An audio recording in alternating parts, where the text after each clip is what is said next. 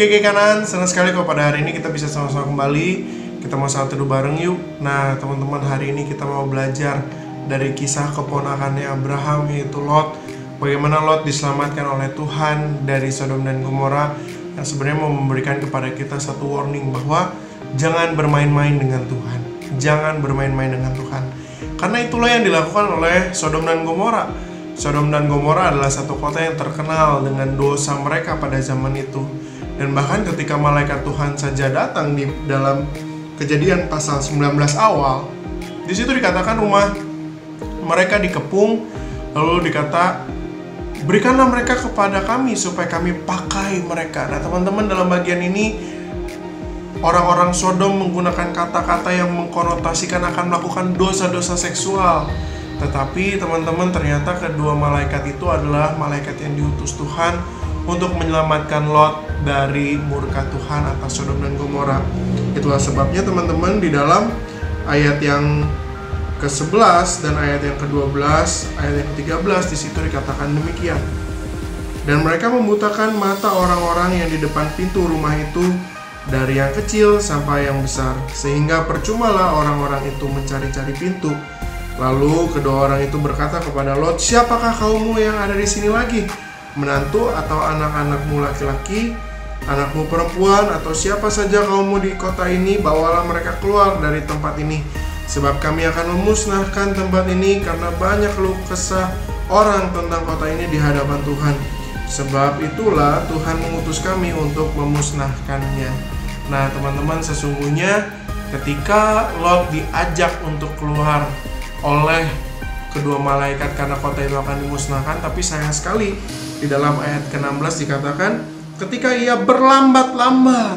Jadi sebenarnya ketika Lot sama istrinya mau ditolong oleh Tuhan, tidak seperti paman mereka yang menunjukkan tindakan iman, tapi sayang sekali Lot dikatakan berlambat-lambat. Tapi ayat ke-16 dikatakan ketika ia berlambat-lambat, maka tangannya, tangan istrinya, dan tangan kedua anaknya dipegang oleh kedua orang itu, sebab Tuhan hendak mengasihani dia. Kalau bukan karena kasih karunia Tuhan atas Lot dan keluarganya, mungkin mereka mati juga sama-sama barengan sama orang Sodom dan Gomora. Tapi teman-teman, sayang sekali keluarga Lot juga nggak semuanya yang selamat. Ketika itu mereka diperintahkan untuk jangan menoleh ke belakang. Tetapi sayang sekali di dalam firman Tuhan, Kejadian pasal 19 dicatat istri Lot justru menoleh ke belakang, lalu dia jadi tiang garam. Nah teman-teman, dari hal ini kita mau belajar apa? Bahwa sesungguhnya jangan pernah bermain-main sama Tuhan. Kebenaran Tuhan yang kita pegang itu jangan pernah kita kompromikan. Apalagi kompromi dengan dosa, teman-teman. Itulah sebabnya mari kita belajar dari tokoh Lot, dari istri Lot. Jangan pernah berlambat-lambat di dalam melakukan kebenaran Tuhan. Jangan pernah bermain-main dengan kebenaran Tuhan. Kenapa? Karena besar fatalnya atas kita.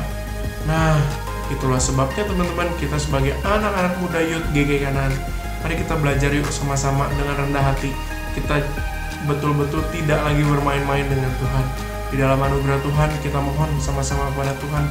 Tuhan, tolong supaya saya bisa sungguh-sungguh menjalankan kebenaran sama seperti yang Tuhan inginkan.